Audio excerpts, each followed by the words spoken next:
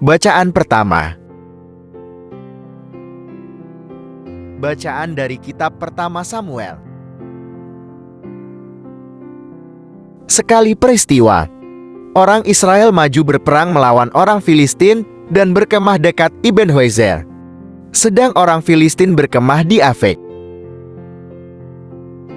Orang Filistin mengatur barisannya berhadapan dengan orang Israel. Ketika pertempuran menghebat, terpukullah kalah orang Israel oleh orang Filistin, yang menewaskan kira-kira 4.000 orang di medan pertempuran itu. Ketika tentara itu kembali ke perkemahan, berkatalah para tua-tua Israel, "Mengapa Tuhan membuat kita terpukul kalah oleh orang Filisti pada hari ini? Marilah kita mengambil dari Silo tabut perjanjian Tuhan, supaya ia datang ke tengah-tengah kita dan melepaskan kita dari tangan musuh kita." Kemudian, bangsa itu menyuruh orang ke Silo. Lalu, mereka mengangkat dari sana tabut perjanjian Tuhan semesta alam, yang bersemayam di atas para kerub. Kedua anak Eli, Hofni dan Pinehas, ada di sana dekat tabut perjanjian Allah itu. Segera sesudah tabut perjanjian Tuhan sampai ke perkemahan, bersoraklah seluruh orang Israel dengan nyaring, sehingga bumi bergetar. Dan orang Filistin yang mendengar bunyi sorak itu berkata, "Apakah bunyi sorak yang nyaring di perkemahan orang Ibrani itu?" Ketika diketahui mereka bahwa tabut Tuhan telah sampai ke perkemahan itu,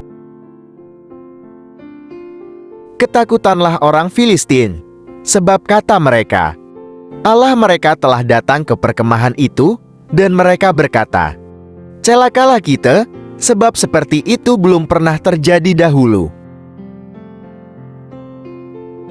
Celakalah kita, siapakah yang menolong kita dari tangan Allah yang maha dahsyat ini? Inilah juga Allah yang telah menghajar orang Mesir dengan berbagai-bagai tulah di padang gurun. Kuatkanlah hatimu dan berlakulah seperti laki-laki, hai orang Filistin, supaya kamu jangan menjadi budak orang Ibrani itu. Seperti mereka dahulu menjadi budakmu, berlakulah seperti laki-laki dan berperanglah." Lalu berperanglah orang Filistin, sehingga orang Israel terpukul kalah.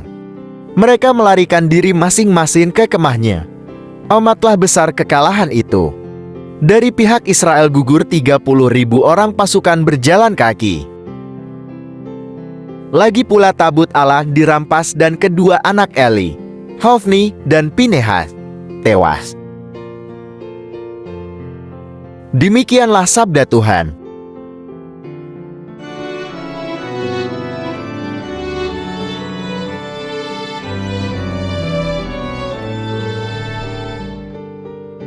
Tuhan bersamamu dan bersama rohmu. Inilah Injil suci menurut Markus. Sekali peristiwa, seorang yang sakit kusta datang kepada Yesus dan sambil berlutut di hadapannya, ia memohon bantuannya, katanya, "Kalau engkau mau, engkau dapat mentahirkan aku." Maka tergeraklah hatinya oleh belas kasihan, lalu ia mengulurkan tangannya, menjamah orang itu dan berkata kepadanya, "Aku mau, jadilah engkau tahir." Seketika itu juga lenyaplah penyakit kusta orang itu, dan ia menjadi tahir. Segera ia menyuruh orang itu pergi dengan peringatan keras. "Ingatlah, janganlah engkau memberitahukan apa-apa tentang hal ini kepada siapapun, tetapi pergilah, Perlihatkanlah dirimu kepada imam dan persembahkanlah untuk pentahiranmu persembahan yang diperintahkan oleh Musa sebagai bukti bagi mereka. Tetapi orang itu pergi memberitakan peristiwa itu dan menyebarkannya kemana-mana, sehingga Yesus tidak dapat lagi terang-terangan masuk ke dalam kota. Ia tinggal di luar di tempat-tempat yang sepi, namun orang terus juga datang kepadanya dari segala penjuru. Demikianlah sabda Tuhan. Terpujilah Kristus. Tergeraklah hati Yesus oleh belas kasihan, lalu ia mengulurkan tangannya, menjamah orang itu dan berkata kepadanya, "Aku mau, jadilah engkau tahir." Bapak, Ibu, dan saudara-saudari terkasih dalam Kristus Yesus, kabar gembira bagi orang-orang yang lesu dan merasa kehilangan pengharapan untuk sembuh dari penyakitnya yang lama tak kunjung sembuh. Datanglah kepada Yesus dan memohon belas kasihannya, dan percayalah hati Yesus penuh belas kasihan, sembuhkan segala penyakit. Bapak, Ibu, dan saudara-saudari terkasih, mungkin ada di antara Anda protes dan berkata bahwa Anda sudah sering berdoa memohon kesembuhan, tetapi belum juga sembuh sampai hari ini. Bapak, Ibu, bersabar dulu, akan kami jelaskan supaya tidak gagal paham. Kadang memang kita selalu inginnya cepat sembuh dan dijamah Tuhan. Kita tidak boleh bersandar pada pendapat sendiri, tetapi kita hendaknya temukan jawaban atas masalah hidup kita dengan mendalami makna firman Tuhan, khusus masalah penyakit. Ayub adalah contoh seorang yang sangat menderita terkena penyakit kusta, dan juga mengalami masalah hidup lainnya, yakni anak-anaknya mati, dan kehilangan harta kekayaannya. Ayub juga mengeluh kepada Allah. Ayub membela diri di hadapan Allah, dan Ayub mengaku tidak bersalah. Bukankah kita juga menyalahkan Allah atas penyakit dan masalah hidup lainnya? Karena Allah tidak segera menolong kita. Kita perlu membaca keseluruhan kitab Ayub agar dapat menemukan jawabannya, di mana Ayub akhirnya disembuhkan dan dipulihkan masalah keluarganya. Ada beberapa hal yang bisa kita pelajari dari Ayub, supaya kita tahu bagaimana Allah berkenan menyembuhkan Ayub. Pertama, Allah memperhatikan penderitaan manusia. Ayub pasal 35. Kedua, tujuan sengsara ialah pertobatan. Ayub pasal 36. Ketiga, Allah berfirman dengan berbagai cara, namun manusia tidak memperhatikan firman-Nya. Ayub pasal 33. Keempat, Ayub mencabut perkataannya dan menyesali diri pada Allah. Ayub pasal 42. Bapak, Ibu, dan saudara-saudari terkasih dalam Kristus Yesus, dari kisah Ayub ini dapat kita ketahui bahwa Allah sangat peduli kepada kita dan Allah tahu kesusahan kita.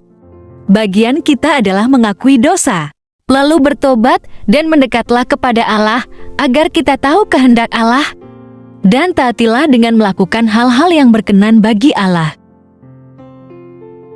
Kita mesti tahu dan percaya bahwa hati Allah itu penuh belas kasihan.